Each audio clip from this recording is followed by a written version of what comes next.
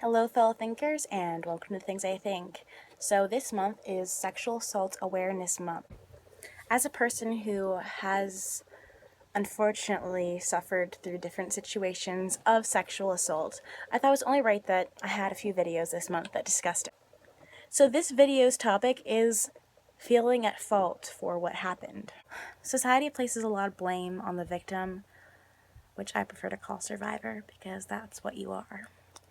And also, the survivor places a lot of blame on themselves. There's all these, I could have done this differently, I should have done that, I could have worn different clothes, not drinking as much, I could have not gone into his house, or not let him in, or her. I could have done something differently. There must be something that I missed, some sign that would have went wrong that I ignored. And if I had paid attention, I could have saved myself.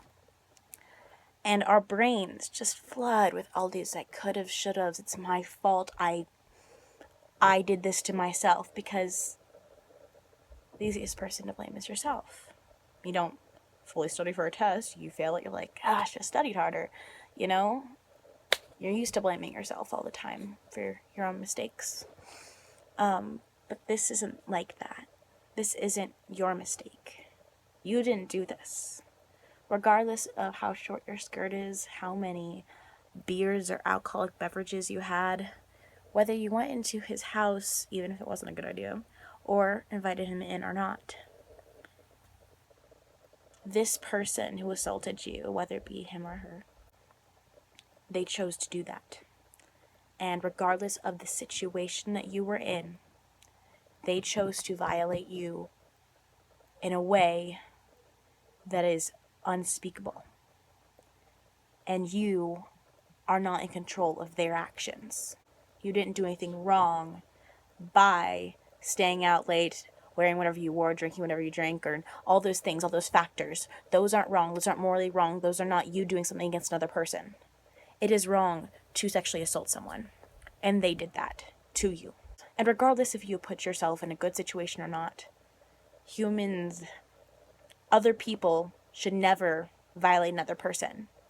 There should never be a situation, regardless of what situation you're in, where it is okay to sexually assault someone.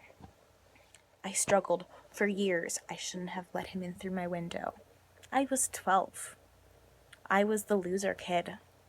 And one person finally paid attention to me. And I just wanted a friend. And yeah, older boy. I shouldn't have let him into my window. Sure. Maybe I shouldn't have. But that's not a crime to let someone in that you know. What is a crime is to not listen when you tell them that's not what you want to do. And that's exactly what he did.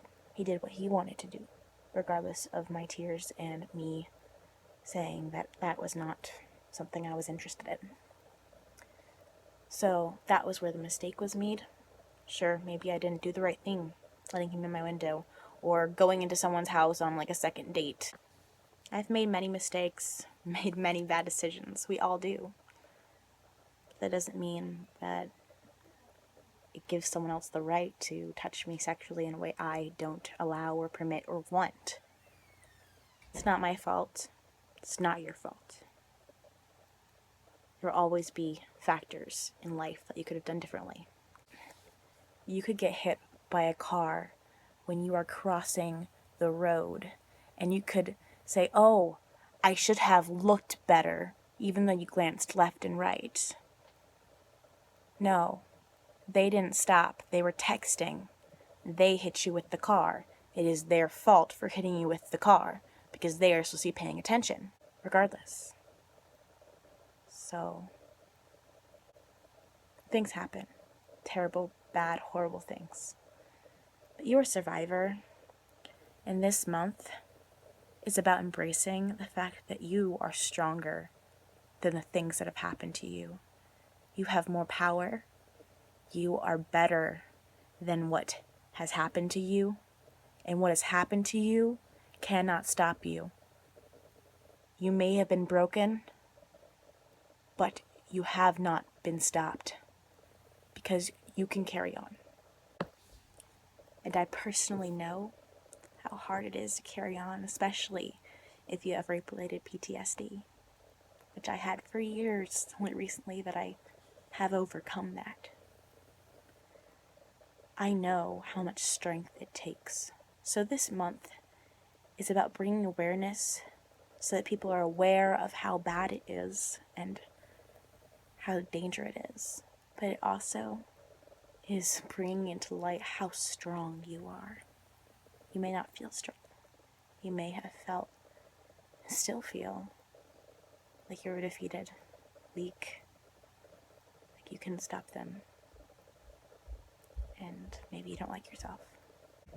If you're still waking up every day after what happened to you and going on with your life, even if your brain is still in the past, you are so much stronger than you know.